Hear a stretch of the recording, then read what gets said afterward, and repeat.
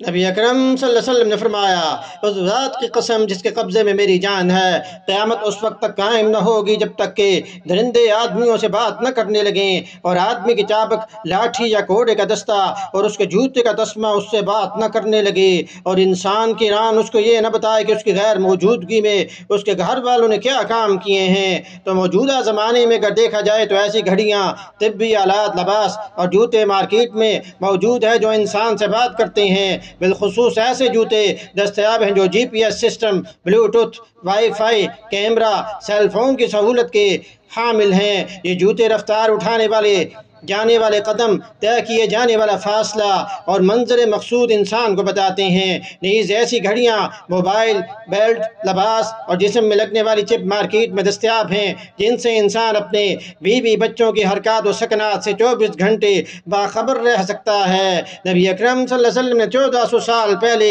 یہ پیشن گوئی فرمائی تھی۔